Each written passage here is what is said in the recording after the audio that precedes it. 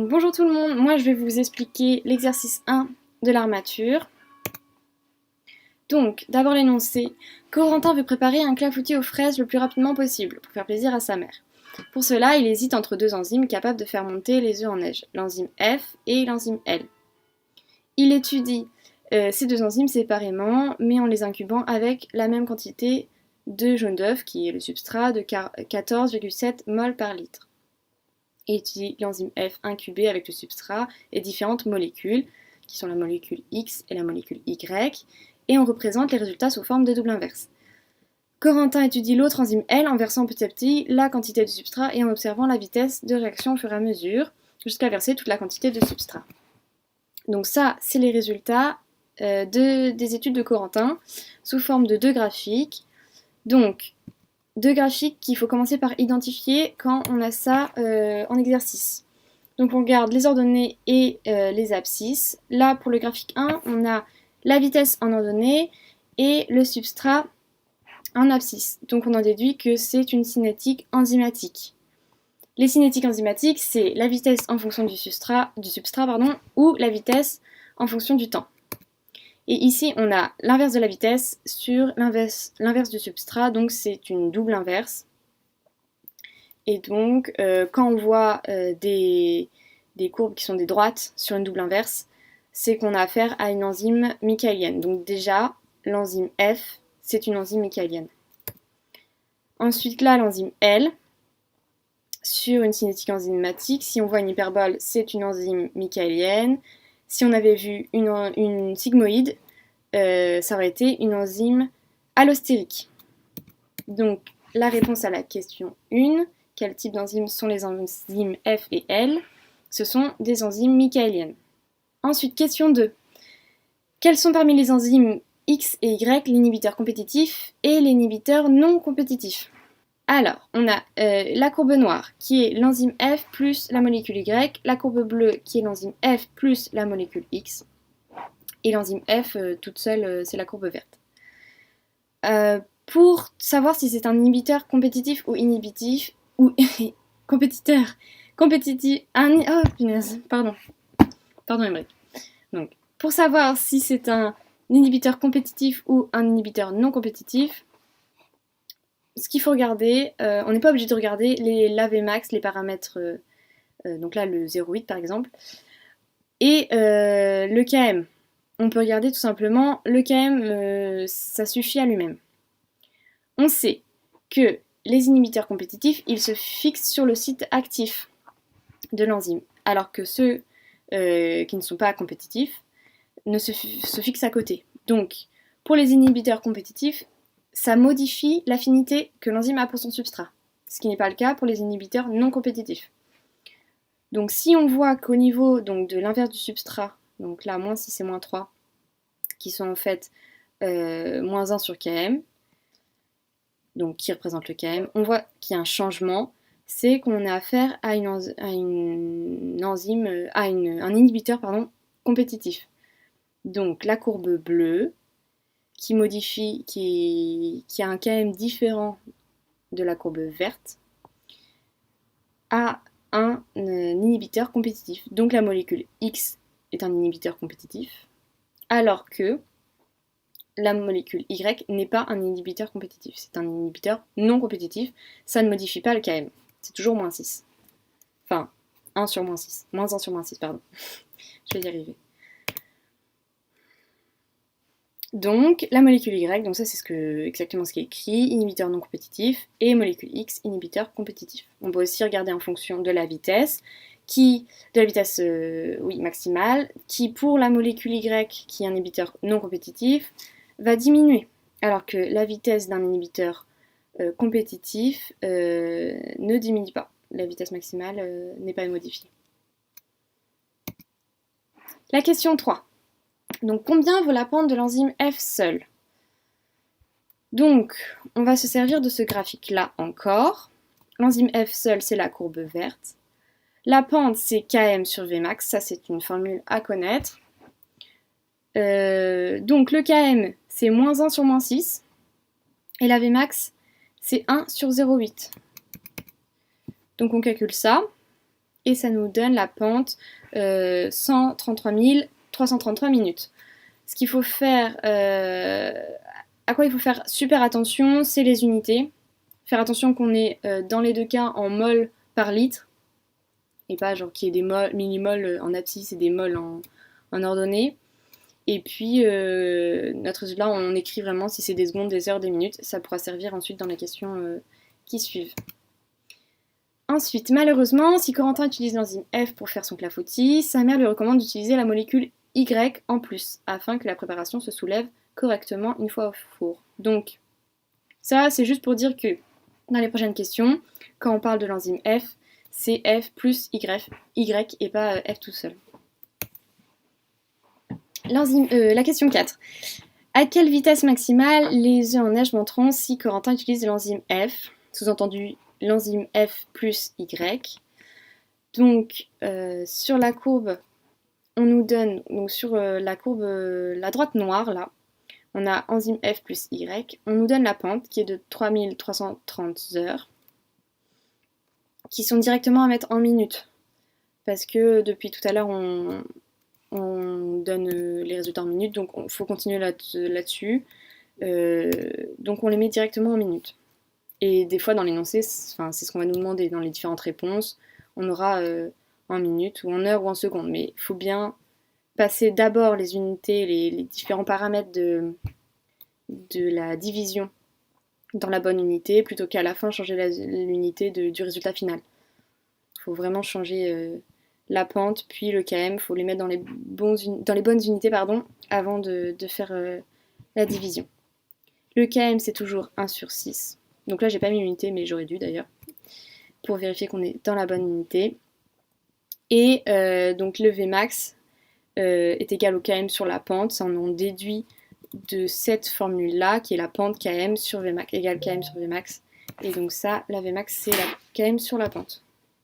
On a 0,834 x 10-6 mol par litre par minute, qui correspond à la vitesse maximale de l'enzyme F. Ensuite, question 5. Quelle est la vitesse initiale V0 de l'enzyme L? Donc là, c'est plus le même graphique, c'est le graphique 1 cette fois-ci. D'ailleurs, il y avait une erreur dans l'énoncé. La cinétique enzymatique, c'est bien le graphique 1 et non le graphique 2. Donc la vitesse initiale, ça c'est encore une formule à connaître. Vmax est égal à Vmax fois substrat divisé par le Km plus substrat.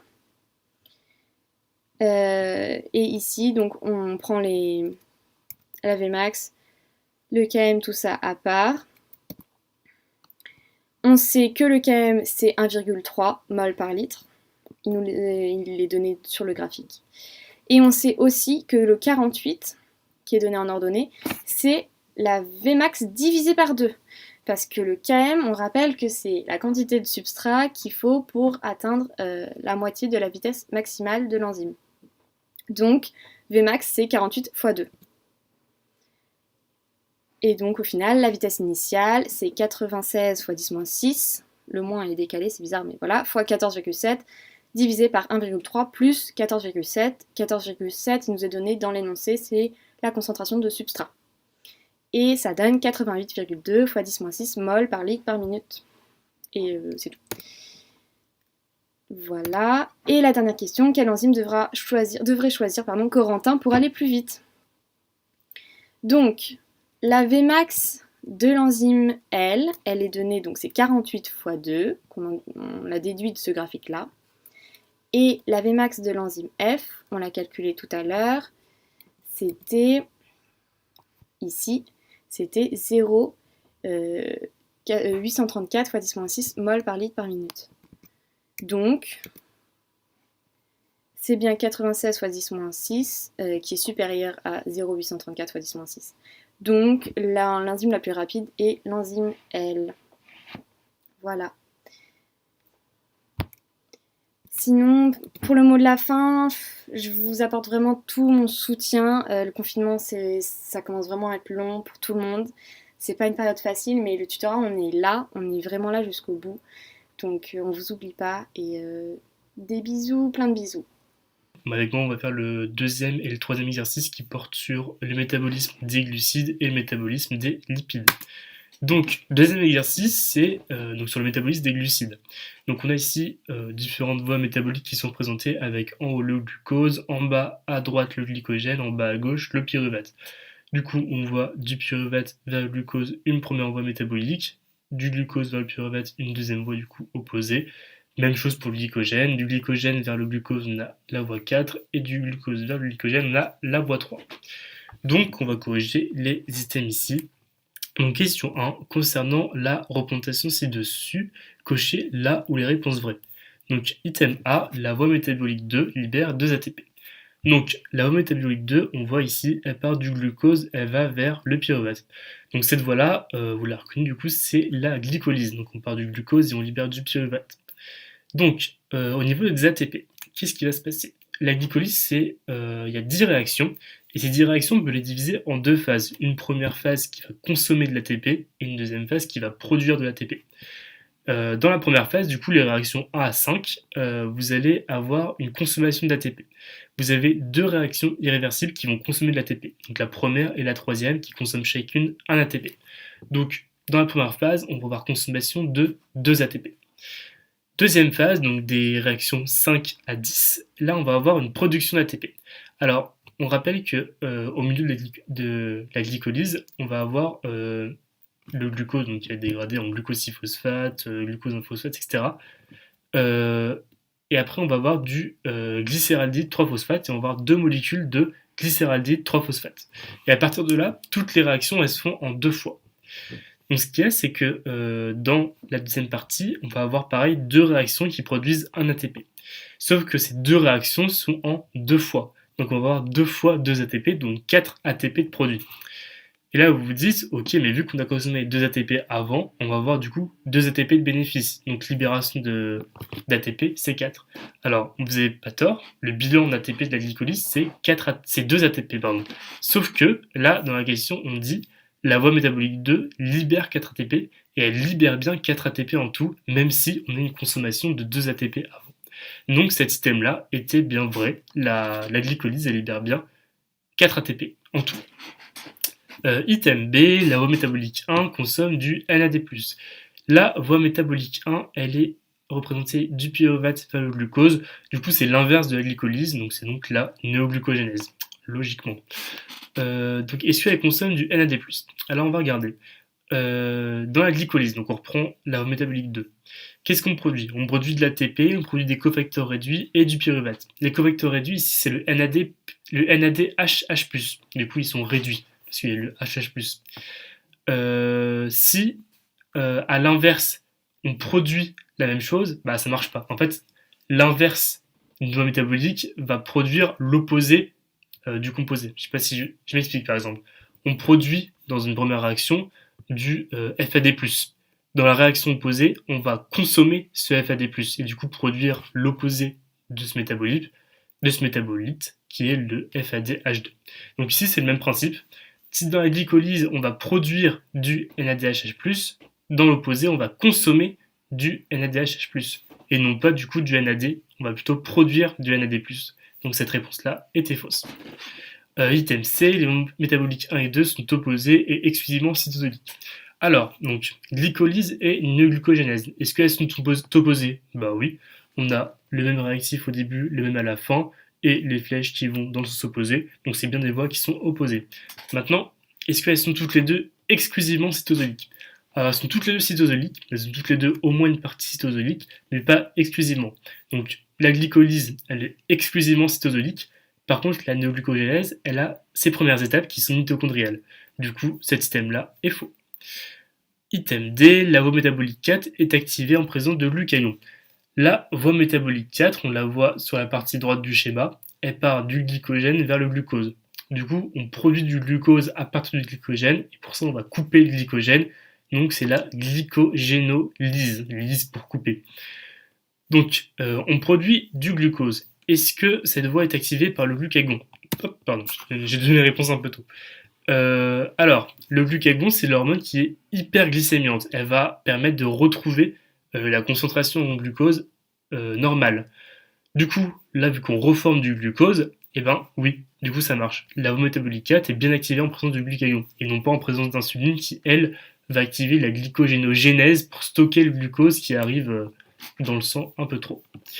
Et dernier item, la voie métabolique 3 a pour intermédiaire l'UDP glucose. Donc la voie métabolique 3, c'est la dernière, c'est le glucose vers le glycogène, c'est la glycogénogénèse. Et elle a bien pour intermédiaire l'UDP glucose, ça c'est une question de cours assez classique. Donc voilà, les bonnes réponses du coup c'était A, D et E que je vous ai remis ici.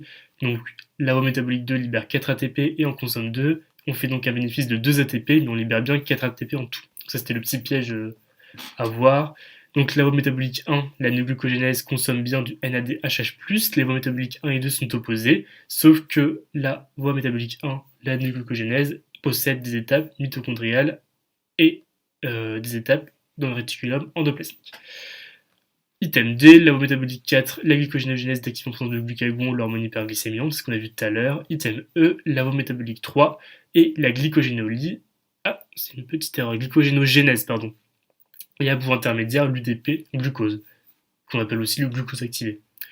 Donc voilà, ça c'était pour le premier exercice. Deuxième question, on va donner le bilan après oxydation maximale des voies métaboliques 1 et 2 en absence et en présence d'oxygène. Donc là, je vous ai fait un petit tableau. Vous avez donc aérobie, c'est-à-dire en présence d'oxygène, anaérobie, sans oxygène, la voie métabolique 1 et la voie métabolique 2. On rappelle que la voie métabolique 1, c'est, donc elle part du pyruvate vers le glucose, c'est la néoglucogénèse, et la 2, c'est l'inverse, la glycolyse. Du coup, correction. On va commencer par tout ce qui est par la néoglucogénèse du coup. Donc, en aérobie, la voie métabolique 1, qui est la néoglucogénèse, va consommer 6 ATP, 2 pyruvate et 2 NADHH+. Donc 2 pyruvate parce qu'évidemment on a produit 2 pyruvate grâce à la glycolyse, donc pour reformer du glucose il nous faut 2 pyruvate. 2 NADHH+, bah pareil, on a produit du NADHH+, dans la glycolyse, du coup pour reformer du glucose on va reconsommer ces NADHH+.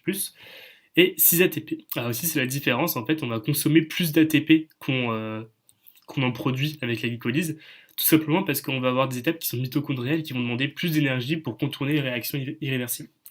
Donc voilà, ça c'est le bilan de la néoglucogénèse en aérobie. Alors en anaérobie, ici c'est un peu particulier parce que sans oxygène, la néoglucogénèse ne peut pas se faire. Tout simplement parce qu'il y a certaines étapes qui sont mitochondriales, et du coup en fait la mitochondrie c'est le centre de la production d'énergie et de l'oxygène, et en fait sans elle, on ne peut pas avoir de néoglucogénèse, et sans oxygène, on n'a pas de mitochondrie, donc sans oxygène, pas de néoglucogénèse, tout simplement. Donc ça, c'était pour la néoglucogénèse. Pour la glycolyse maintenant. En aérobie. On va commencer par l'anaérobie d'abord. En anaérobie, donc la glycolyse va produire 2 ATP, 2 NADHH+, et 2 pyruvates qui ne pourront pas être oxydés dans la mitochondrie car on n'a pas d'oxygène ici. Donc quand il n'y a pas d'oxygène, donc en anaérobie, l'oxydation du glucose, ça s'arrête là. Et en général, en plus, le pyruvate il va être transformé en lactate pour être stocké dans les muscles. Si maintenant on a de l'oxygène, donc on a toujours nos 2 ATP qui sont directement produits, nos 2 NADHH+, qui sont produits aussi, et nos 2 pyruvates. Sauf que, déjà, on va avoir nos 2 NADHH+, qui eux vont pouvoir rentrer dans la mitochondrie et être oxydés par la chaîne respiratoire mitochondriale et produire de l'ATP. Donc pour un NADHH+, on produit 3 ATP. Donc on va avoir 2 fois 3 ATP produits. Le pyruvate. Donc là, le pyruvate, j'ai mis 2 fois 12 ATP parce que le pyruvate va être transformé en acétyl-CoA dans la mitochondrie. Donc, qu'est-ce qui se passe? Le pyruvate, il va prendre le complexe pyruvate déshydrogénase pour, donc, en plus de produire de l'ATP, se faire transformer en acétyl-CoA. Donc, on produit 2 ATP supplémentaires plus 2 acétyl-CoA.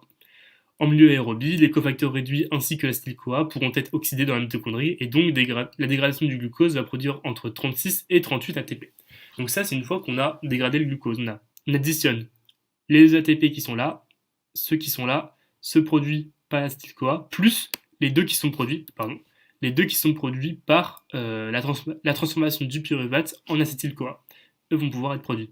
Par contre, la différence, c'est que ceux qui sont produits ici, ils vont devoir entrer dans la mitochondrie en utilisant des navettes, une navette spécifique. Donc vous avez la navette du citrate et la navette glycérol phosphate, je crois.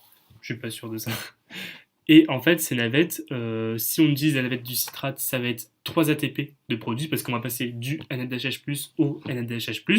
Si par contre c'est l'autre, on va passer du NADHH+ au FADH2 dans la mitochondrie. Du coup, on n'a plus 3 mais 2 ATP qui sont produits. Donc c'est pour ça qu'on va avoir entre 36 et 38 ATP au final qui seront produits pour la dégradation du glucose total.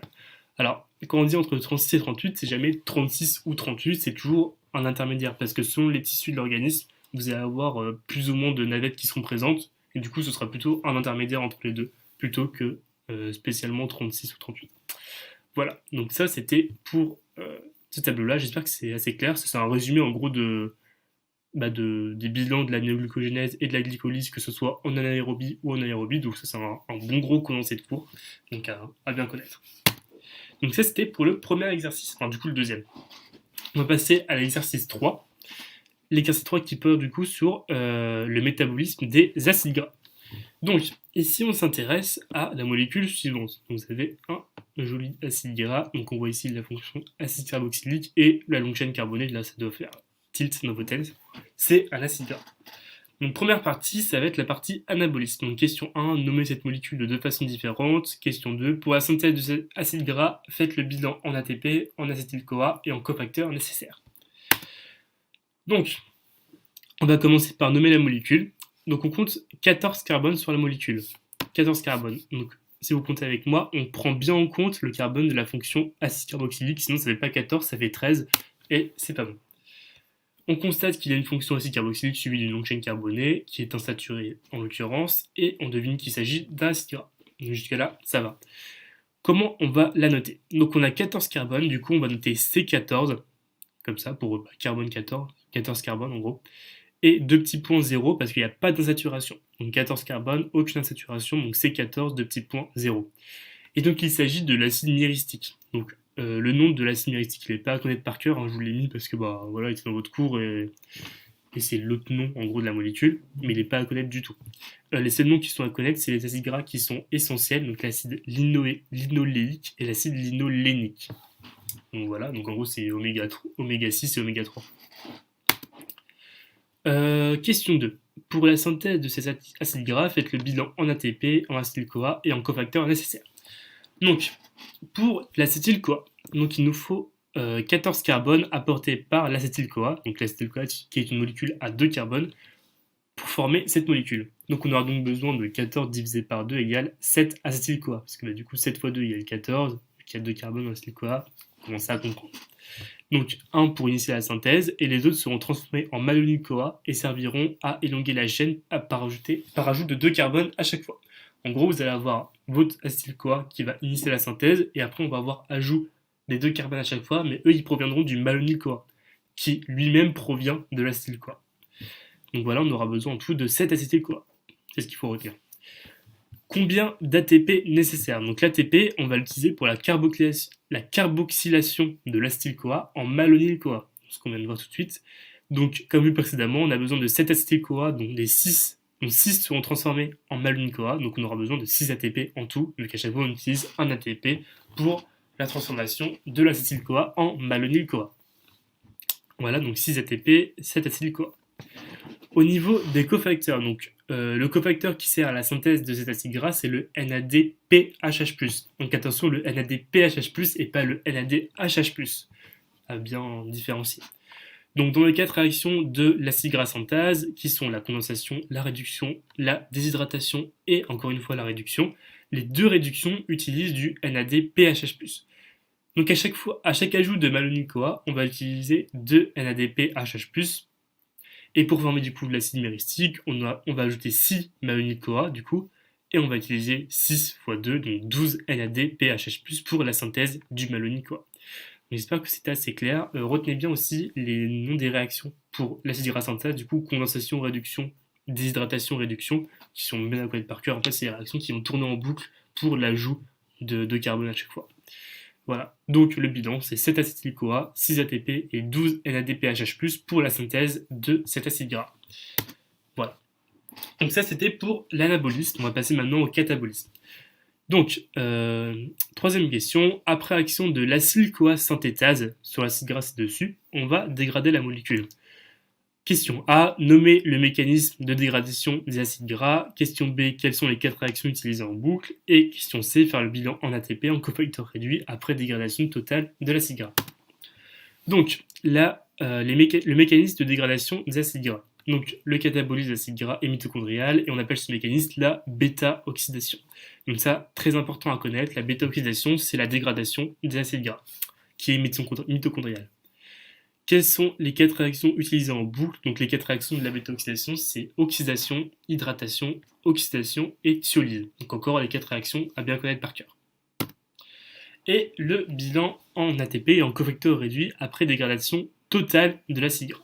Donc là, je vous ai fait un petit tableau qui vous permet de savoir donc, combien de tours de hélice on aura besoin pour l'acide gras, combien d'acétyl-CoA produit, combien de FADH2 produit et combien de NADHH+ produit. Et je vous ai mis en dessous du coup le bilan en ATP par molécule produite. Donc, si on prend un acide gras qui a un nombre de carbone pair et qui est complètement saturé, donc c'est le cas du coup de notre acide gras, donc acide myristique, 14 carbone c'est bien pair et il est saturé. Donc on va avoir de N-2 divisé par 2 tours d'hélice. C'est-à-dire que on prend N c'est le nombre de carbone, donc 14. On enlève 2, donc ça fait 12, et on divise par 2. Et on trouve du coup le nombre de tours d'hélice. Donc N-2, donc 14-2, 12 divisé par 2, 6, ça fait 6 tours d'hélice. Donc on aura besoin du coup de 6 tours pour dégrader entièrement cet acide gras. Ensuite, donc, ça c'est la base, on a le nombre de tours d'hélice. Le nombre de molécules d'acétyl-CoA produit, on fait T plus 1. Donc le nombre de tours, 6 plus 1, ça fait 7 acétyl-CoA produits. Le nombre de FADH2, il est égal à T, donc à 6, du coup, 6 tours. Et le nombre de NADHH+, est égal aussi à T, qui est également 6. Donc on aura 6 NADHH+, 6 FADH2 et 7 acétyl-CoA. Donc ça, en fait, ce tableau-là, c'est vraiment pour, si vous avez du mal à interpréter le cours, c'est vraiment vous apprenez ça par cœur, vous prenez un acide gras et ça marchera tout le temps. Donc ça, c'est par contre, faites attention à ce que ce soit bien un nombre de carbone pair et saturé. Si le nombre de carbone il est impair, il y aura des choses différentes. S'il est saturé, etc., il y aura des choses différentes aussi. Donc, mais globalement, on demande souvent un nombre de carbone pair et complètement saturé. Donc une fois qu'on a fait ça, hop, on commence par calculer le nombre de tours d'hélice nécessaires. Donc c'est ce qu'on vient de faire. N-2 divisé par 2, 14-2, ça fait 6 tours d'hélice. Le nombre d'acétyl-CoA, c'est ce qu'on a fait aussi. 6 plus 1, 7. Le nombre de cofacteurs, donc T6, T6, donc voilà. Ça, c'est le résumé de ce que je viens de faire là. Du coup, maintenant, on va voir le bilan en ATP pour la dégradation complète de la molécule. Donc on a 7 acétyl-CoA qui vont donner chacun 12 ATP, donc 7 x 12, 84 ATP. FADH2, le FADH2 donne 2 ATP, donc 6 x 2, 12 ATP. Et le NADHH+, alors ici c'est du HH+, hein, pas du PHH+. Le PHH+, c'est pour l'anabolisme, pour le catabolisme, c'est du NADHH+, classique, qui vont donner chacun 3 ATP, d'où 6 x 3 égale 18 ATP. Ce qui nous donne pour la dégradation de l'acide myristique 84 plus 12 plus 18, qui nous donne 144 ATP produits pour la dégradation de cet acide gras. Alors attention, petite précision, ici je vous ai mis dans la consigne au début, hop, je remets ça, après action de l'acyle-CoA synthase. L'acyle-CoA synthase, qu'est-ce qu'elle fait? Elle prend notre molécule et elle va l'activer. C'est-à-dire qu'elle va consommer 2 ATP pour transformer l'acide gras en acyle-CoA. Donc, ici, on part directement d'un acyle-CoA. Du coup, on n'a pas besoin de corriger ça. Donc, c'est bon, c'est bien le nombre d'ATP produits pour la dégradation. Par contre, si on était parti de base d'un acide gras, tout simplement sans l'activer, il aurait fallu corriger de 2 ATP le bilan total et du coup enlever 2 ATP parce que l'acide gras n'était pas activé. Du coup, il faut forcément l'activer pour qu'il rentre dans la mitochondrie. Je ne sais pas si c'est très clair. En gros, voilà. Ici, vu qu'il était déjà activé, il n'y avait pas de piège, donc on garde le nombre d'ATP produit. Mais si vous n'avez pas cette précision-là en début d'exercice, donc après action de l'acyle-CoA synthétase, il aurait fallu corriger de 2 ATP et du coup on n'aurait pas eu 114 mais 112 ATP produits. Voilà. Donc c'est tout pour ces deux exercices-là. J'espère que c'était assez clair. Et de toute façon, si vous avez des questions, vous pouvez nous les poser à n'importe quel moment, aucun souci. Et donc voilà, je vous laisse avec la suite de l'ARMA et je vous souhaite un bon courage.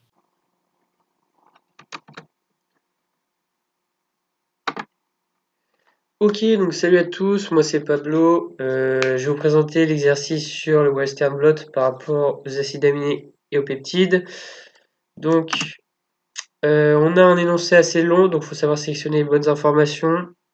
Donc voilà, le contexte, hein, la titine qui comporte 190 lettres, 190 000 lettres, pardon, à peu près. On a deux protéines, la protéine d'Elilia nommée E, celle de RAF notée R. Ces deux protéines ont un poids moléculaire initial de 200 kilodalton chacun, et un des deux, ou peut-être aucun, ou peut-être les deux, a la fonction PDLT qui est censée être dénaturée par la chaleur et qui, surtout, est la fonction qui aide à prononcer toutes ces lettres. Ensuite, on a un traitement de ces deux protéines au bêta-mercaptoéthanol. Donc on va voir ensuite avec les questions de cours à quoi ça sert le bêta-mercaptoéthanol. Et enfin, on a un témoin qui a un mélange M de protéines connu sur chaque électrophorèse de gel de polyacrylamide. Donc là voilà, on voit les deux électrophorèses. La première au bêta-mercaptoéthanol, la deuxième à la chaleur. Voilà. Donc première question de cours, citer le ou les acides aminés pouvant être concernés par un traitement au bêta-mercaptoéthanol, ainsi que l'atome en question. Donc le bêta-mercaptoéthanol coupe les ponts disulfure. Les ponts disulfure, donc liaison entre deux atomes de soufre sur le même peptide. Attention, hein, le bêta-mercaptoéthanol ne coupe pas les ponts disulfure entre deux peptides différents que sur le même peptide. Donc les acides aminés qui possèdent des atomes de soufre sont les cystéines. Donc le bêta-mercaptoéthanol va couper entre deux cystéines. Voilà. Deuxième question, citer les différents types de dénaturation des protéines possibles en plus de la chaleur du bêta-mercaptoéthanol. Donc on a une dénaturation possible par changement de pH qui perturbe les liaisons ioniques et hydrogène. On a des agents chimiques, le sodium de décylsulfate et l'urée. Et enfin, les rayonnements ionisants, par exemple radioactifs ou les UV. Troisième question, donc, enfin par rapport à l'exercice, citer le nombre de cystéines minimum que possèdent les protéines d'ELIA et RAF. Donc minimum, on va voir pourquoi c'est minimum, hein, il y a une petite subtilité, bon pas très compliqué mais il faut la comprendre. Donc là, c'est par rapport au traitement au bêta-mercaptoéthanol, vu qu'on parle de cystéine. Première protéine, celle d'Elilia. De base, elle doit faire 200 kilodalton. On voit qu'il n'y a plus ce premier fragment tout en haut, mais on voit trois autres bandes, dont une qui est plus épaisse. Ça veut dire qu'il y a deux fragments qui ont le même poids moléculaire. Donc on en déduit qu'en tout, on a quatre fragments. Quatre fragments, ça veut dire qu'il y a trois coupures. Donc hop, ça c'est quatre fragments, une coupure, deux coupures, trois coupures. Trois coupures, c'est-à-dire qu'on a trois ponts disulfure. Donc au minimum 6 cystéines, parce que par pont disulfure, il y a deux cystéines. Minimum. Pourquoi minimum? Parce que on peut très bien avoir sur notre peptide une cystéine isolée entre deux autres acides aminés, comme je sais pas, une méthionine ou l'acide glutamique par exemple. Et là, le bêta-mercaptoéthanol ne va pas agir et ne va rien couper. Ok, maintenant même raisonnement pour la protéine de Raphaël. On voit deux bandes, une plus épaisse, donc trois fragments, c'est pareil. Trois fragments de coupure, une, deux, et donc deux coupures fois deux, 4 cystéines minimum. C'est pareil. Enfin, question 4, qui parviendra à prononcer le nom entier de la titine?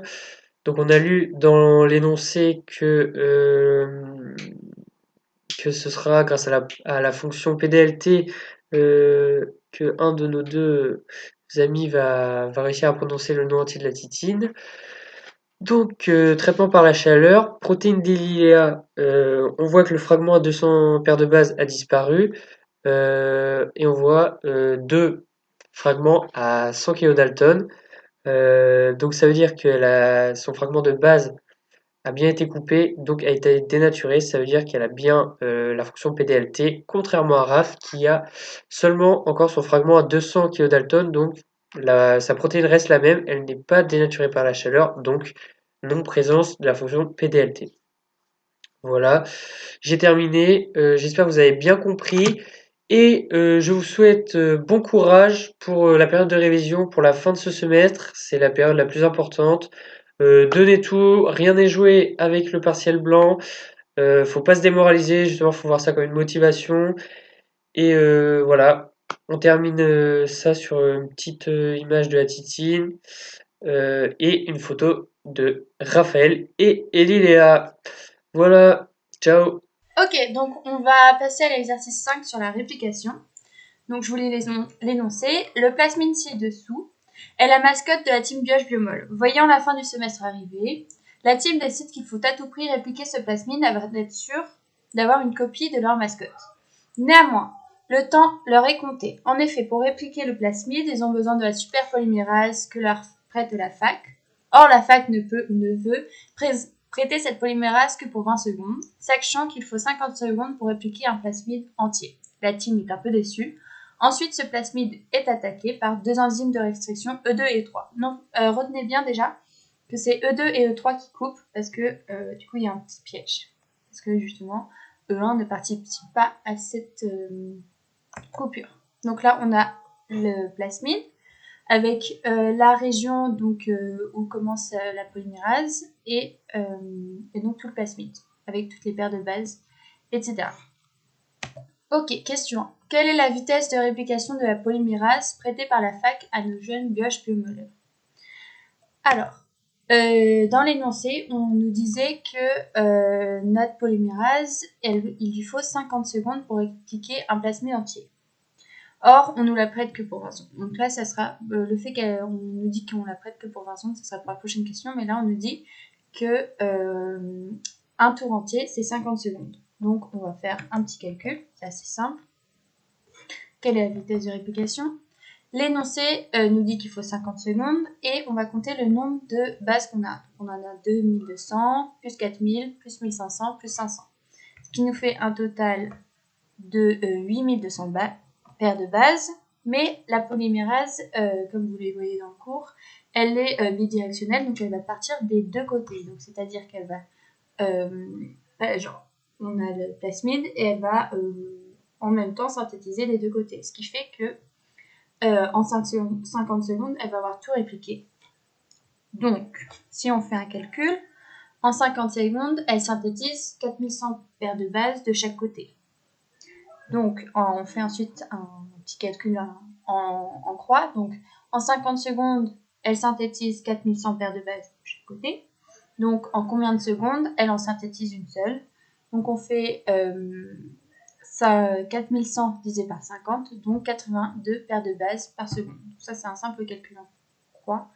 Mais ce qu'il faut bien comprendre, c'est que du coup, le petit piège, c'est que la polymérase, elle va synthétiser des deux côtés. Donc, il ne faut pas faire 8100 paires de bases divisé par 50, mais bien 4100 paires de bases divisé par 50, parce qu'elle part des deux côtés. Voilà, c'était juste le petit piège, qui tombe souvent d'ailleurs. Ok, malgré les conditions difficiles, la team décide tout de même d'entamer la réplication et d'admirer les résultats par électrophorèse, dont les résultats sur une des migrations en gel ci-dessous. Sur les migrations en gel suivantes, laquelle correspondrait à notre réplication? Donc, la réponse bonne, c'était la B. Pourquoi? Parce que, du coup, il va falloir calculer combien de paires de bases elle va pouvoir synthétiser en justement 20 secondes. Donc pour ça, on fait 82 fois 20, donc sa vitesse par paire de bases fois le temps qu'on nous accorde, donc 1640 paires de bases. Et elle va synthétiser 1640 paires de bases de chaque côté. Donc en gros, là, on va avoir 1640 paires de bases synthétisées et là aussi. Donc quand on commence à droite, on voit que 1640 paires de bases, elle va être encore sur le premier brin. Sauf que on va avoir le premier brin qui va être 2200 plus 4000, étant donné que E1 ne coupe pas. Donc là, c'est comme si ça n'existe pas, donc le premier brin va être 6200 paires de bases. Et étant donné qu'elle a commencé à synthétiser, donc on a 6200 paires de bases plus 1640 paires de bases qui ont été synthétisées par la nouvelle polymérase. Mais ce bout, il reste accroché. Ok. Ensuite, de l'autre côté, elle fait 500 paires de bases. Ensuite, E2 la coupe. Donc, on aura un brin 500 paires de bases. Donc, elle continue à partir de là. Et du coup, il lui reste du temps pour commencer à synthétiser les 1500 paires de bases suivantes. Mais elle ne va pas avoir le temps de finir. Donc, du coup, on va faire 1640 paires de bases, moins les 500 qui ont été synthétisées. Et ceux-là vont être ajoutés à 1500 paires de base, parce qu'en gros, la polymérise, elle travaille, et d'un coup, on lui dit stop. Donc, elle va avoir commencé à synthétiser là, mais elle va être toujours rattachée à sa matrice, du coup, parce qu'elle ne va pas être coupée. Donc, ce qui nous fait un total de combien de bases? On va avoir, en partant de droite, du coup, on obtiendra à 2200 plus 4000, donc ça c'est la matrice, plus on lui ajoute 1640, ce qu'elle a réussi à synthétiser. Donc on va avoir un brin à 7840, vu qu'il reste attaché. Et en partant à gauche, on va avoir le brin à 500, donc là elle s'est désolidarisée, donc c'est bon, étant donné que ça a été coupé en E2, et un brin à 1500 plus 1640 moins 500. Le 1640 moins 500, il vient justement du fait qu'elle a perdu 500 au brin d'avant, coupé par E2, et qu'elle continue. Et justement, là encore, on se désolidarise pas parce qu'elle n'aura pas le temps de finir la synthèse des 1500 paires de base, donc elle reste attachée à sa matrice. Donc on aura un brin à 2640, à 500 et à 7840. Voilà. Du coup, les pièges à éviter, c'était d'oublier d'ajouter à notre nouveau brin le brin matrice quand il n'a pas pu se désolidariser de celui-ci. Et aussi que E1 ne coupait pas. Voilà. N'hésitez pas à poser des questions si vous n'avez pas compris. C'est des exos, ça, qui sont assez basiques, donc faut vraiment bien les comprendre, mais ça vous permet aussi de bien comprendre le cours. Donc, posez toutes vos questions et bon courage pour la suite. Bonjour à tous, alors aujourd'hui on se retrouve pour la correction de l'exercice sur la recombinaison. Donc si on reprend rapidement l'énoncé, donc Anna et Kylian vont chercher un moyen de faire aimer la biomol aux étudiants. Ils vont découvrir donc deux brins d'ADN homologues, c'est-à-dire biomol et vie, qui sont représentés ici.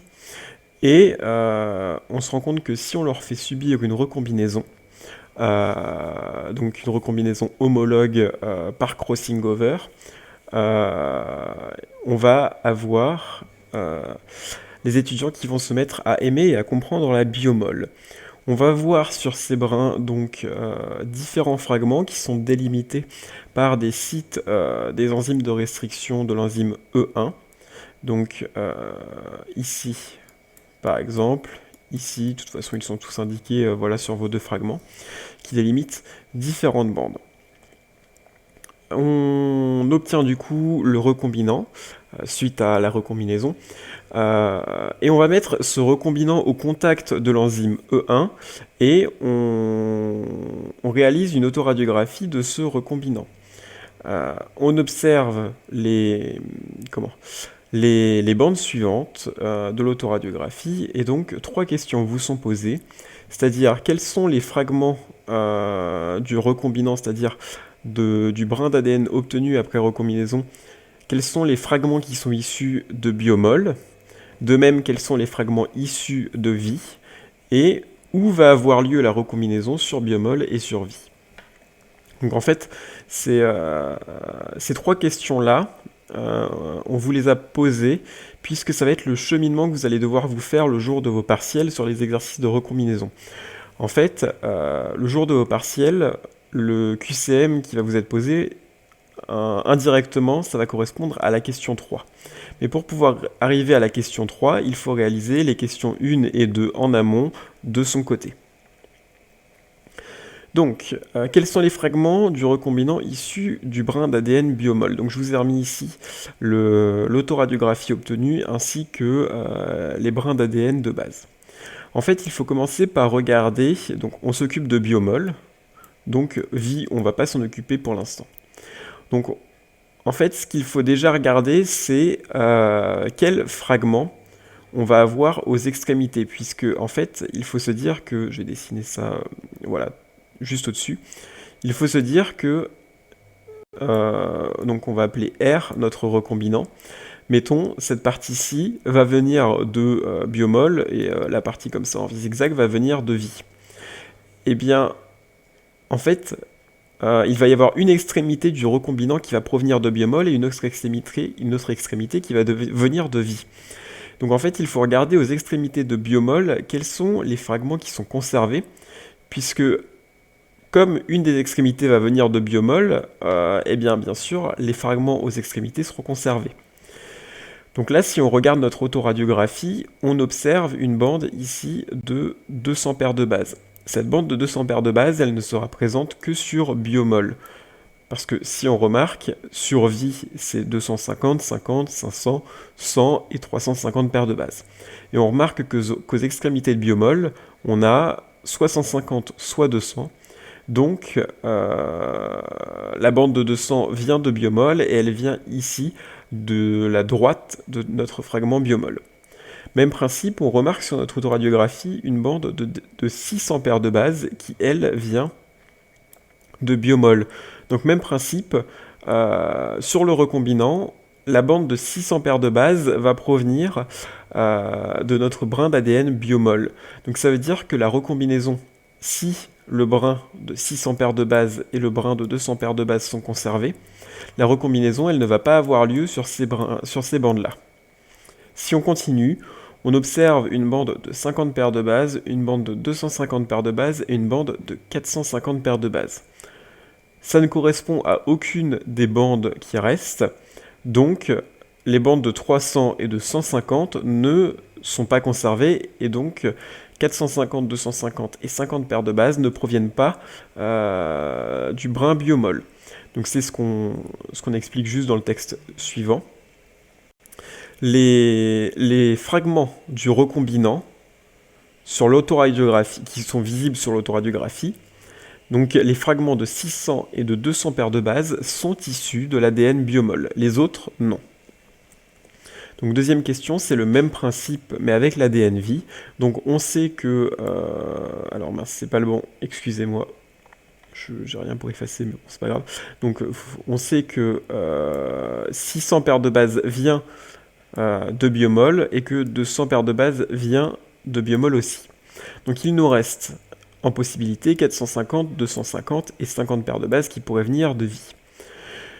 Puisqu'on sait que sur biomol, c'est la partie droite qui est conservée, alors sur vie, instinctivement, ça va être sa partie gauche. Et donc, on voit que sur vie, à la partie gauche du brin, on a un brin de 250, de 50 paires de bases.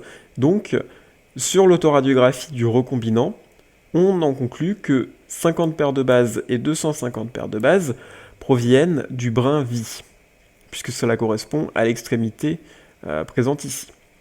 Par contre, 500, 100 et 350 ne sont pas présents sur l'autoradiographie, puisque la seule bande qui nous reste en possibilité est la bande de 450 paires de bases. Donc ça veut dire que les fragments du recombinant qui seront issus de l'ADN vie seront les fragments de 250 et de 50 paires de bases. Donc, la recombinaison ne pourra pas avoir lieu ici, vu qu'ils sont conservés. Et donc, troisième et dernière question, c'est où a lieu la recombinaison sur les brins biomol et vie? Eh bien, puisqu'en fait, notre autoradiographie nous dit que sur biomol sont conservées 600 paires de bases et 200 paires de bases, on sait que la recombinaison ne peut pas avoir lieu ici. On a également 250 et 50 paires de bases sur vie qui sont conservées, donc de même, la recombinaison ne peut pas avoir lieu ici. Et on a un troisième et dernier brin de 450 paires de bases. Et en fait, ce brin de 450 paires de bases, il va être obtenu suite à la recombinaison des deux fragments suivants, c'est-à-dire suite à la recombinaison de 300 et la recombinaison de 500. Donc en fait, la recombinaison entre biomol et vie, elle a lieu entre ces deux fragments. Pourquoi? Eh bien, mettons, en fait, sur biomol, si ça se trouve, on va prendre ici, la recombinaison aura lieu, ce que je viens de dessiner, peut-être que ça correspondra à 400 paires de bases, et sur biomol, peut-être que cette partie-ci, avant la recombinaison, correspondra à 50 paires de bases. Donc, le recombinant obtenu sera le suivant. On va avoir le brin de 250, le brin de 50 et un morceau de 400 paires de bases qui vient de vie. La fin du morceau de 450 paires de bases, puisque le morceau de 450 paires de bases va être d'ici jusque-là. Donc en fait, les 450 paires de bases seront bien entre deux sites de restriction pour E1, puis 600 et 200 paires de bases qui proviennent de biomol. C'est ce qu'on retrouve sur voilà, le dessin fait ici. Donc on a le site de la recombinaison, voilà, indiqué par les croix orange. Et en fait, on a le recombinant obtenu juste en dessous, voilà. On voit qu'en rouge, c'est le morceau issu de vie. Et en bleu, c'est le morceau issu de biomol. Donc on retrouve bien sur vie les 250 et 50 paires de bases, plus un morceau de taille inconnue, puisque j'ai pris 400. Mais ça se trouve, la recombinaison aurait pu avoir lieu ici et ici. Et le fragment obtenu aurait fait quand même 450 paires de bases. On ne peut pas savoir exactement où sur le fragment a eu lieu la recombinaison, mais on sait que c'est sur ces deux fragments-là qu'a eu lieu la recombinaison. Pourquoi ? Parce que si elle avait eu lieu par exemple sur biomol sur le brin de 250, eh bien sur le recombinant, on aurait eu ici un fragment de 300 paires de bases. Mais sur le recombinant, on n'a pas ce fragment de 300 paires de bases, donc puisqu'il n'est pas présent, on sait que la recombinaison a eu lieu sur ce fragment-là. De même, pour vie, ce sera le même principe. On sait que la recombinaison, elle n'a pas eu lieu sur 100, parce que sinon on aurait vu le fragment de 500 paires de bases, et de même pour 350. Donc là, en fait, on sait vraiment exactement que la recombinaison a eu lieu sur le fragment de 300 paires de bases de biomol, et sur le fragment de 500 paires de bases de vie, puisque ces deux fragments ne sont pas visibles sur le recombinant. Donc voilà, voilà un petit peu les exercices types que vous pouvez avoir sur la recombinaison. Si jamais vous n'avez pas forcément tout compris, ou si vous avez un petit détail qui vous échappe, n'hésitez pas à envoyer un petit message ou à mettre un petit message sur le forum, on n'hésitera pas à vous répondre. Mais voilà, en général, si vous avez compris ces exercices-là, les exercices de recombinaison sont sensiblement à peu près dans le même style. Donc de toute façon, vous pouvez les voir dans les annales pour vous entraîner. Voilà, merci de votre attention.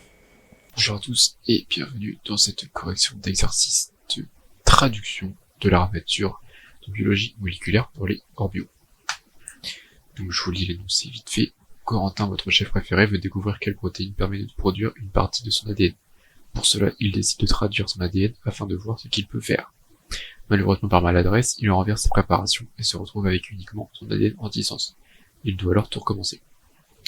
Donc, on vous donne la séquence de l'ADN antisens en question. Et la première question, c'est quelle est la séquence de l'ARNM? Alors, vous savez que l'ARNM, c'est le complémentaire et l'antiparallèle de l'ADN antisens, sachant que on remplace les thymines par des uraciles.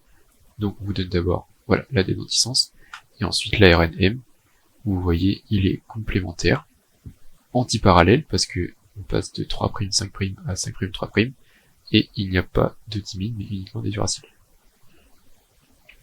Voilà.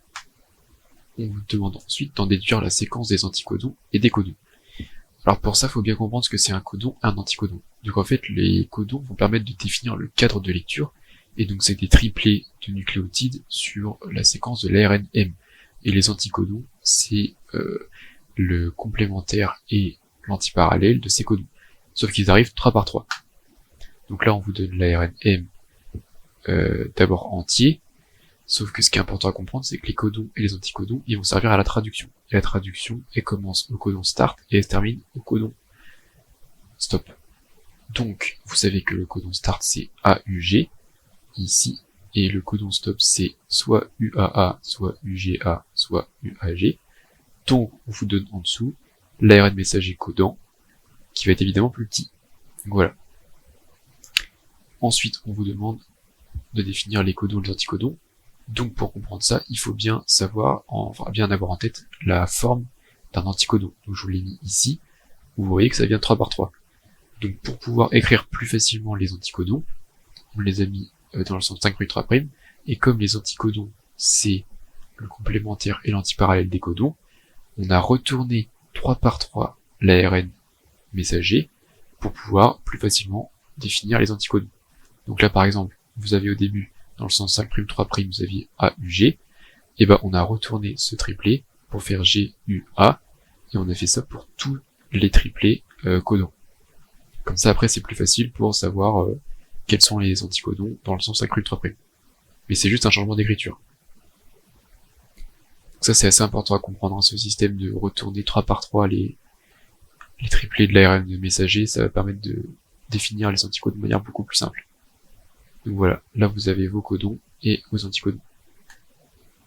Ensuite, il demande d'écrire la séquence d'acide aminé étudiée.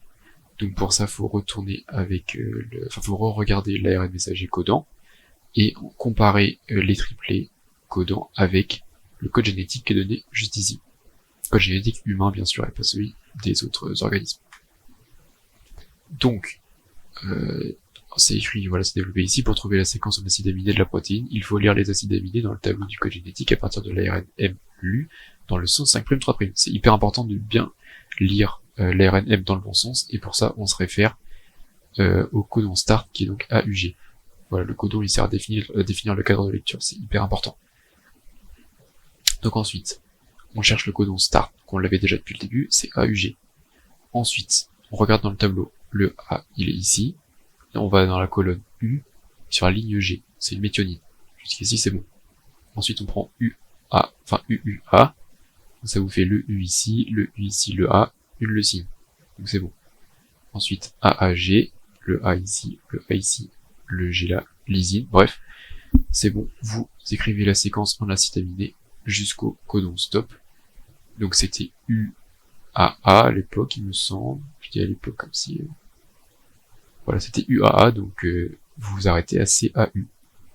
Donc CAU, ça fait CAU, histidine, c'est ça. Voilà. Donc voilà, c'est terminé pour cet exercice. Bon courage à vous. Bon courage pour les partiels, c'est bientôt les vacances. Et voilà, perdez pas espoir. C'est la dernière ligne droite. Salut! Ok, donc on est parti pour la régulation de l'expression génique.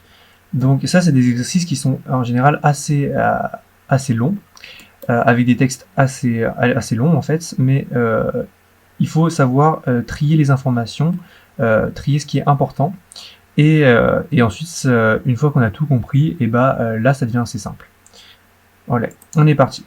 Donc voilà, il s'agit dans cet exercice d'étudier la régulation de la transcription du gène Sasuke, qui code pour une protéine, la sasukine, qui est connue pour rendre les gens d'humeur taciturne si elle est trop exprimée. On sait que la sasukine réagit différemment en fonction du sucre, qui est présent majoritairement dans le milieu. Donc soit c'est le glucose, soit c'est le fructose. Par ailleurs, des études ont montré qu'un déficit en facteur NARO0 avait une influence significative sur l'expression de la sasukine. On cherche donc à comprendre comment agit le facteur NARO0 et sous quelles conditions. Pour cela, on utilise la technique du gène rapporteur. On a une petite explication là, et on va encore l'expliquer tout à l'heure. Donc on accole le promoteur du gène Sasuke au gène de luciférase, qui est une enzyme que l'on peut quantifier, et cet assemblage est transfecté à des cellules en culture qui proviennent soit de souris sauvages, soit de souris mutantes déficientes en NAO0. Ok, la figure suivante montre les résultats obtenus en cultivant les cellules en présence de glucose, de fructose ou en absence des deux. Donc en absence des deux, ça va être finalement la situation contrôle. On précise qu'il n'existe aucune autre molécule connue capable d'influer sur l'activité de la sasukine. Ok, je sais pas pourquoi il y a un truc jaune comme ça, dégueu, on s'en fout. Alors, je vous prends un petit pointeur et c'est parti. Donc ici, là, on a le schéma en question. On a d'un côté les cellules sauvages et de l'autre côté les cellules modifiées. D'après l'énoncé, on nous a dit que les cellules modifiées, c'était des cellules qui étaient déficientes en NARO0, et donc les cellules sauvages sont des cellules qui possèdent le facteur NARO0. Ici, là, on a la situation contrôle, sans glucose ni fructose, ici avec glucose, ici avec fructose, ici c'est un mélange glucose-fructose. Pareil pour ici. Déjà, on peut remarquer qu'au niveau du facteur NARO0, quand il n'est pas là, tout est pareil. Et c'est différent que quand il y a NARO0. C'est-à-dire que déjà NARO0 a une influence, c'est sûr et certain. Donc première question, que reflète le niveau d'expression de la luciférase? Donc ça c'est la technique du gène rapporteur en fait. Ici on a le gène Sasuke et on aimerait pouvoir quantifier la puissance du promoteur Sasuke. Le promoteur ça va être finalement la partie qui va finalement déterminer à quel point le gène va être transcrit. Le truc, c'est que c'est pas forcément possible parce que c'est difficile de vraiment quantifier le taux de protéine Sasukin. C'est pourquoi on va extraire finalement le promoteur Sasuke, on va l'extraire, on va l'enlever du gène, et on va l'accrocher à un autre gène, qui c'est le gène de la luciférase. L'avantage du gène de luciférase, c'est qu'il va coder pour la luciférase, qui est une protéine qui est facilement quantifiable. C'est-à-dire que finalement, on va mesurer la luciférase, et grâce à cette mesure, on va pouvoir déterminer la puissance finalement du promoteur. Donc voilà, comme on dit, le niveau d'expression de la luciférase reflète le niveau d'expression de la Sasukine. En effet, la technique du gène rapporteur consiste à accoler le promoteur du gène que l'on souhaite étudier au gène de la luciférase. La luciférase est une protéine que l'on peut alors facilement quantifier. Ainsi, la quantité de luciférase transcrite reflète l'activité du promoteur de la Sasukine et donc le niveau d'expression du gène Sasuke. Deuxième question. Quelle est l'influence du facteur NARUT0 sur la transcription de la Sasukine? Alors ici, pareil, on a le même schéma. Donc on rappelle qu'on a les cellules sauvages avec le facteur NARUT0. Ici, les cellules modifiées sans facteur NARUT0. On voit clairement qu'il y a une différence entre les deux cas. Donc finalement, et on sait qu'entre les cellules sauvages et les cellules modifiées, la seule différence, c'est la présence ou pas de NARUT0. Donc on voit clairement que finalement NARUT0 a une influence. Pourquoi? Parce que les 4 colonnes ne sont pas identiques, notamment dans le cas du glucose et dans le cas du mélange glucose-fructose. En l'occurrence, dans ces deux cas, on a une baisse de l'activité de la luciférase et donc une baisse de l'activité du gène Sasuke. Ok. Donc finalement, on peut remarquer que finalement, le facteur NARUT0 va inhiber la transcription de la Sasukine. Voilà, cette inactivation, elle n'est pas totale. Elle n'est pas totale, pourquoi? Parce que finalement, ça ne tombe pas à zéro. Il y a toujours une transcription résiduelle. Ok, donc voilà, c'est ce qu'on nous dit. Le NARUT0 est un facteur d'inactivation du gène Sasuke. En effet, on observe que dans les cellules modifiées, qui sont alors déficientes en NARUT0, il n'y a aucune variation dans la transcription de Sasukine, peu importe la situation. En revanche, dans les cellules sauvages, qui diffèrent des cellules modifiées uniquement par la présence de NARUT0, on observe qu'il y a une différence visible dans certaines situations. La transcription de Sasukine diminue en présence de glucose et en présence de mélange glucose-fructose. On en déduit que la présence de NARUT0 permet d'inhiber de manière complète l'expression du gène Sasuke. Ok, là on a un petit QCM avec 5 réponses et 2 réponses qui sont bonnes. Donc il va falloir trouver lesquelles. Alors, la première proposition A, le fructose a une influence majeure sur l'activité de la Sasukine en présence du facteur de transcription NARUT0. B, il existe une légère synergie entre le glucose et le fructose dans l'activité de la Sasukine en absence de facteur NARUT0. Les personnes déficientes en facteur NARUT0 sont tacitures. D, l'activation de la Sasukine est inductible par le glucose. Et finalement, le facteur NARUT0 n'a pas d'influence sur l'activité de la Sasukine si elle n'est pas associée à la présence de glucose ou à un mélange glucose-fructose. On va répondre à toutes ces questions une par une. Donc la première question, la A, le fructose a une influence majeure sur l'activité de la Sasukine en présence du facteur de transcription NARUT0. Ok. Donc, on relit la question. Le fructose a une influence majeure sur l'activité de la Sasukine en présence du facteur de transcription NARUT0. Ok, donc là, on va regarder les cellules sauvages. Pourquoi? Parce que là, on nous parle en présence du facteur de transcription NARUT0. Donc finalement, c'est le cas des cellules sauvages. Donc, on nous parle du fructose, on va regarder le fructose. Dans le cas du fructose, ici, on voit qu'il n'y a finalement aucune différence avec la situation contrôle. Donc finalement, quand il n'y a que du fructose, il n'y a aucune différence. Aucune différence, donc finalement pas d'influence. Ok.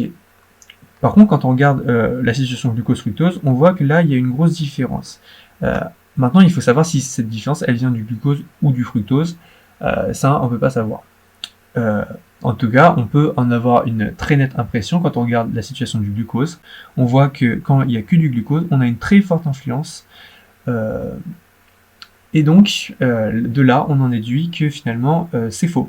C'est faux. Le fructose, finalement, il a une influence qui est nulle quand il est seul et très faible. Quand il est en mélange de glucose, parce que finalement, quand on la compare à la situation glucose, on peut deviner que finalement la majeure partie de l'inhibition ici vient finalement du glucose. Et que la toute petite différence qu'il a, elle vient du fructose, mais elle est toute petite, donc cette influence, elle est mineure. Donc je ne sais pas si j'étais clair. il y a une petite explication ici. Donc faux, le glucose a une influence majeure sur l'activité de la cytokine. Donc là, on parle du glucose. C'est le glucose qui a une influence majeure sur l'activité de la cytokine en présence du facteur de transcription de NR0. Mais le fructose, lui, il n'a qu'une très faible action et cette très faible action, elle n'a lieu que s'il y a présence du glucose. Donc dans le cas d'un mélange glucose-fructose. B. Il existe une légère synergie entre le glucose et le fructose dans l'activité de la cytokine en absence de facteur NR0. Donc absence de facteur NR0, ça veut dire on garde les cellules modifiées. On garde la situation où il y a un mélange de glucose-fructose. Pourquoi ? Parce qu'on nous demande s'il y a une légère synergie. Une synergie, c'est quoi? Ça veut dire que finalement les deux vont agir ensemble pour avoir un effet qui est plus fort que les deux séparément finalement. Et finalement, on voit que finalement, non, il n'y a aucune différence. On voit que ça change absolument pas. C'est même pas une synergique là, c'est vraiment inactif, donc non, il n'y a rien du tout. En fait, par contre, donc ça va être faux du coup. Par contre, ça c'est vrai si on était dans le cas des cellules sauvages, donc finalement en présence de facteur NR0. Pourquoi? Parce qu'on voit que dans la situation glucose-fructose, l'inhibition est plus forte que le glucose seul ou que le fructose seul. Donc voilà, faux, cette synergie concerne l'activité de la cytokine en présence du facteur NR0. C. Les personnes déficientes en facteur NR0 sont taciturnes. Donc ça, pour savoir ça, il faut se rappeler que dans l'énoncé, on nous dit que la cytokine va rendre les gens d'humeur taciturne. Un peu comme Sasuke de toute façon. Donc voilà, donc là on nous demande pour les personnes déficientes en facteur NR0, donc du coup on va regarder les cas des cellules modifiées, parce qu'on rappelle que les cellules modifiées, ils n'ont pas de facteur NR0. On voit qu'on a une cytokine qui reste très haute, dans tous les cas, et donc on peut en déduire que les personnes vont être plus propices à être taciturnes. Donc finalement c'était vrai, les personnes déficientes en NR0, ce qui correspond aux cellules modifiées, ont une forte activité de la cytokine. D'après l'énoncé, la cytokine rend les gens d'humeur taciturne. D. L'activité de la cytokine est inductible par le glucose. Alors, là déjà il faut savoir ce que ça veut dire inductible. Inductible, ça veut dire elle est activée, elle est augmentée. Alors, est-ce que l'activité de la cytokine est inductible par le glucose? On va regarder le cas ici, glucose. Et on voit qu'on a une baisse de l'activité de la cytokine. Donc finalement, c'est pas une induction, c'est plutôt une inhibition. Donc voilà, donc c'est faux. Donc faux, le glucose abaisse l'activité de la cytokine via le facteur NR0. Et si on regardait le cas des cellules modifiées sans facteur NR0, et ça serait la même chose. En fait, il n'y a aucun changement. Là, c'est ni une inhibition ni une induction, il n'y a rien du tout. Ok, dernière question. Le facteur NR0 n'a pas d'influence sur l'activité de la cytokine si elle n'est pas associée à la présence de glucose ou à un mélange glucose-fructose.